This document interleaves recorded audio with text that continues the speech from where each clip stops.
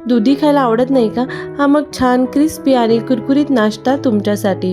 Hello friends, welcome back to my channel. तर friends, आज मी एक छान दुधीपासून कुरकुरीत आणि क्रिस्पी, हेल्दी आणि वजन कमी करण्यासाठी उपयुक्त असलेली रेसिपी बनवणार आहे. त्यासाठी लागणारे साहित्य आहे: दुधी घेतलेला आहे किसून, दही, पिझ्झा मिक्स घेतलेला आहे, कांदा, गाजर, कोथिंबीर, शिमला मिरची, ओट्स पावडर, हिंग इथे यूज केलेला आहे. त्याचबरोबर थोडी काळी मिरी पावडर आणि मीठ यूज करणार आहे. इथे पिझ्झा प्रीमिक्स नसेल तर तुम्ही रेड चिली फ्लेक्ससुद्धा यूज करू शकता. यानंतर एका बाउलमध्ये मी दुधी टाकून घेणार आहे. दुधी किसून झाल्याच्या नंतर त्यातलं पाणी, एक्स्ट्रा पाणी असेल ते काढून घ्यायचं आहे आणि बाकीचे जे इन्ग्रेडियंट्स आहेत ते आपल्याला दुधीमध्ये टाकून घ्यायचे आहेत. दहीसुद्धा फ्रेश आणि घट्ट घ्यायचं आहे. त्याचबरोबर इथे बाकीचे इन्ग्रेडियंट्स जे आहेत ते मी टाकून घेणार आहे.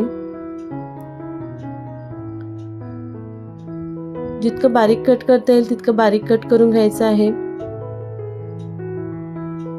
फ्रेंड्स, तुम्ही पाहताय माझ्या चॅनलवरती diet food recipes challenge series चालू आहे, तर तुम्ही नक्की व्हिजिट करा आणि बाकीच्या ज्या रेसिपीज आहेत त्या पण तुम्ही पहा. खूप डाएट रेसिपी आहेत, खूप उपयोगी येणाऱ्या आहेत, तर तुम्ही नक्की ट्राय करा. यूजफुल आहेत.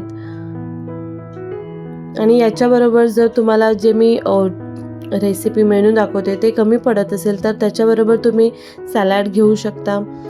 ताक, बरेचसे सॅलडच्या रेसिपीसुद्धा मी दिलेल्या आहेत. तुम्ही नक्की एकदा व्हिजिट करून पहा चॅनलवरती. तर इथे सगळे इन्ग्रेडियंट्स जे आहेत ते टाकल्याच्या नंतर मी इथे लास्टला पिझ्झा मिक्स जो मसाला असतो तो टाकून घेतलेला आहे. त्याच्यामुळे आपल्याला छान वेगळी टेस्ट येते आणि स्पायसीपणासुद्धा येतो. आपण इथे मिरची, लाल तिखट पावडर असं काहीही यूज केलेलं नाही आहे, त्याच्यामुळे छान टेस्ट येते. तर अशा पद्धतीने आपल्याला बॅटर जे आहे ते व्यवस्थित सर्व मिक्स करून घ्यायचं आहे आणि 10 ते 15 मिनटं आपल्याला झाकून ठेवून द्यायचं आहे. म्हणजे इथे आपण पाणी यूज केलेलं नाही आहे. थोडाफार पाणी सुटतो जर 15-20 मिनटं जर तुम्ही ठेवलात तर, त्याच्यामुळे पाणी टाकायची गरज नाही आहे.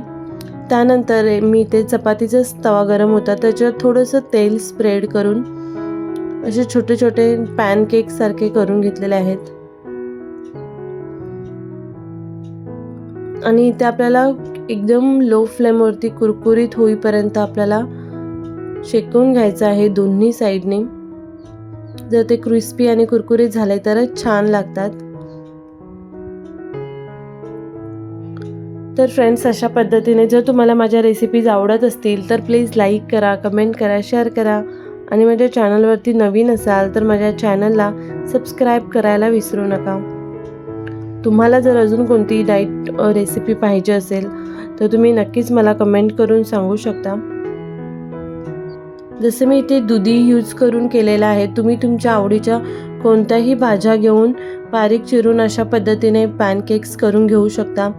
खूप टेस्टी आणि यम्मी लागतात आणि आपल्याला इथे तेल खूप कमी यूज करायचं आहे, त्याच्यामुळे थोडंसं जास्त वेळ आपल्याला शिजवायला लागणार आहे.